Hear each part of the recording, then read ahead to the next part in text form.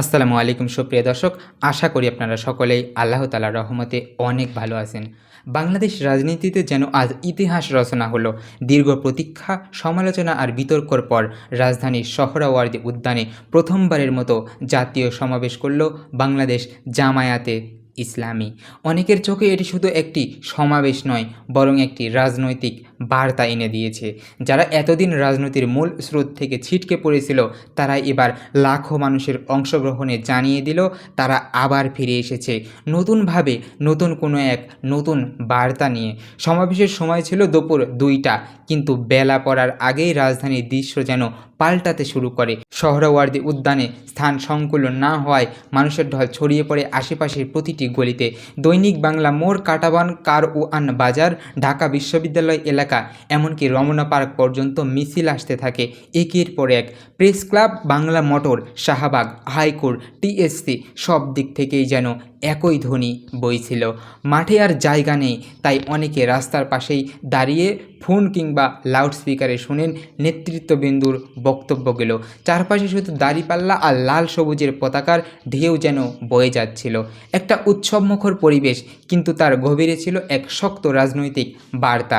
সকাল থেকে সারা দেশে আসতে শুরু করেন দলীয় নেতাকর্মীরা এবং অনেক মানুষজন। কারো হাতে দলীয় প্রতীক, কেউ পরে আছেন মনোগ্রাফ খচিত গেঞ্জি, আবার কেউ পাঞ্জাবি, আবার কেউ জাতীয় পতাকা হাতে নিয়ে বুকে ধারণ করে ঢুকছেন সেখানে।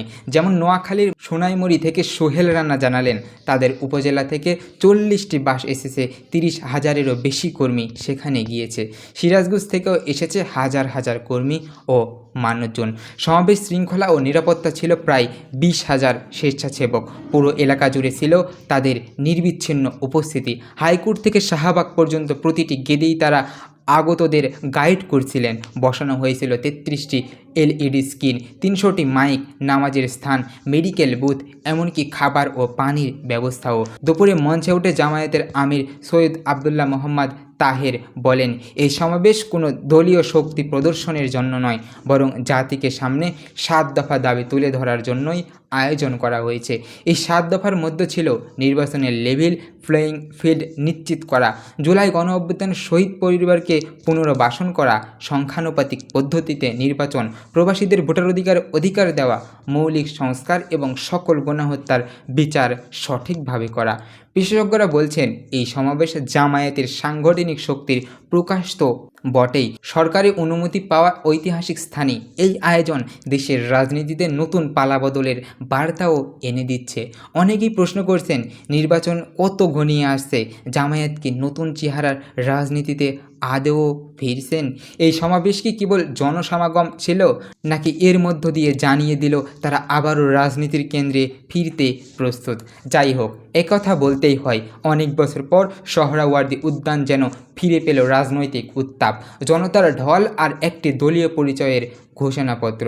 এই সমাবেশটা কতটা প্রভাব ফেলবে আমাদের আগামী নির্বাচনে তা সময়ই বলবে, কিন্তু আজকের এই দিনের কথা, এই জনস্রোতের ছবি ইতিহাস ঠিকই মনে রাখবে।